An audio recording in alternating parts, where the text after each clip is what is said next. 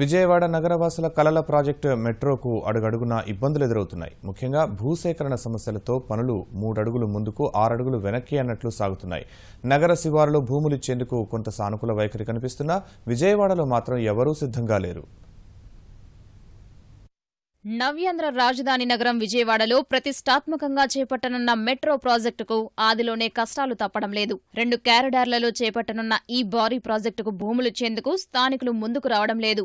Eluru road bus stand ప్రాంతాల్లో భూసేకరణ కోసం ప్రజాభిప్రాయం సేకరించగా నిర్వాసితులు పెద్ద ఎత్తున వ్యతిరేకించారు. రద్దీగా ఉండే ఏలూరు రోడ్డు వ్యాపారపరంగా ఎంతో ప్రసిద్ధి చెందింది. చిన్న పెద్ద దుకాణాలతో వాణిజ్యపరంగా ఎంతో అనుకూలమైన ఈ ప్రాంతంలో స్థలాలిచ్చేందుకు ఎవరూ సుముఖంగా లేరు. పైగా ఆకృతులు పదే పదే మార్చడంపై స్థానిక వ్యాపారులు ఆగ్రహం వ్యక్తం చేస్తున్నారు.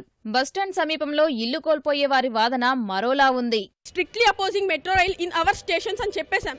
అవర్ ప్లేసెస్ అని ల్యాండ్ ఎక్విజిషన్ కి మేము సహకరించము అని చెప్పాము. మళ్ళీ సేమ్ వాళ్ళ రూట్ వాళ్ళ ప్రొసీజర్ లోనే వాళ్ళు ఫాలో అయిపోతున్నారు. మా విన్నపం అసలు వాళ్ళు పట్టించుకోవట్లేదు. అలైన్మెంట్ ఫస్ట్ ఏం చేశారంటే ఒక ప్లాన్ గీశారు, దానికి టెండర్ వేశారు, మొత్తం అయిపోయింది. మరి ఏ పొలిటికల్ రీజన్స్ వల్ల తెలియదు, ఆ ప్లాన్ మళ్ళీ చేంజ్ చేసి ఇప్పుడు మా వైపు వచ్చారు, ఏలూరు రోడ్ వైపు. రోడ్లో వేస్తున్న మెట్రో ఉన్న రోడ్లను ఇంకా ఇరుకు చేస్తుంది, కానీ వైడనింగ్ ఎట్లా ఉపయోగపడుతుంది అదొకటి. రెండోది స్టేషన్స్ దగ్గర పార్కింగ్ ఏరియా ప్రొవిజన్ అసలు లేదండి. సైకిల్ మీద వచ్చినా మోటార్ సైకిల్ మీద వచ్చినా మెట్రోలోకి వెళ్ళడానికి అక్కడ ప్రొవిజన్ పెట్టట్లా. అదొకటి. స్టేషన్స్ కూడా మాకున్న అవగాహన, అంటే ఎంత జరుగుతుందని తెలియదు, నాకున్న అవగాహన ప్రకారం అయితే చాలా చిన్న స్టేషన్స్ కడుతున్నారు. భూసేకరణ జరుగుతున్న తీరుపైన స్థానికులు అభ్యంతరాలు వ్యక్తం చేస్తున్నారు. ఇరుకుగా ఉండే ఏలూరు రోడ్డులో మెట్రో ప్రాజెక్టు నిర్మాణంతో మరింత ట్రాఫిక్ సమస్యలు ఏర్పడే అవకాశం ఉందంటున్నారు. ఎంతో విలువైన తమ భూములు ఇవ్వమని తెగేసి చెబుతున్నారు. మెట్రో రైలు మాకు ప్రాబ్లం ఏం కాదండి, మాకు రూట్ మార్చమన్నాం. ఏలూరు రోడ్లో అందరూ మామూలుగా ఏలూరు రోడ్లో అంతా ఇబ్బంది పడేవాళ్ళే. ప్రతి షాపులో 10 మంది వర్కర్స్ ఉన్నారు మెయిన్. దానివల్ల చాలా వర్కర్స్ అసలే ఇక్కడ అంతంత మాత్రం విజయవాడలో కూడా ఎంప్లాయ్మెంట్. మాకు బీఆర్టీఎస్ రోడ్ నుంచి మళ్ళించమని చెప్పాం. అందరూ ఏకాభిప్రాయం మీద ఉన్నాం. బీఆర్టీఎస్ రోడ్ నుంచి అలంకార్ మీదుగా మళ్ళించమని చెప్పాం.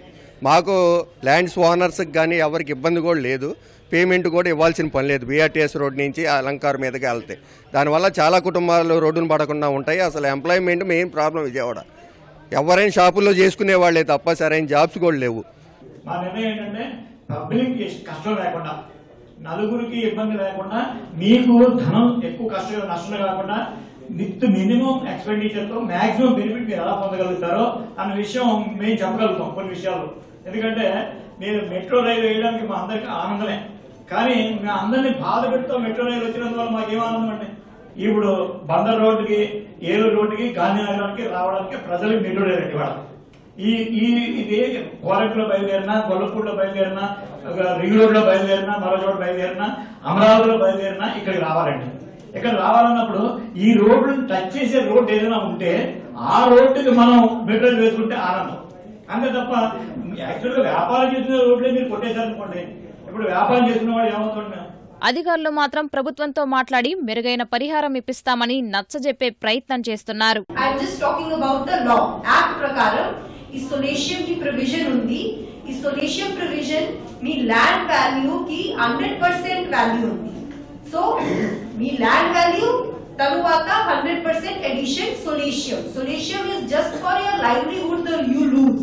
మీ ల్యాండ్ దగ్గర ఒక గవర్నమెంట్ ల్యాండ్ ఉంది అంటే 100 meters or 200 meters, and if it can be taken, we will consider taking the government land.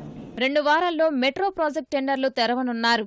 ఈలోగా మెరుగైన ప్యాకేజీ ఇచ్చైనా సరే భూసేకరణ ప్రక్రియను కొలిక్కి తీసుకురావాలని అధికారులు తీవ్రంగా ప్రయత్నిస్తున్నారు.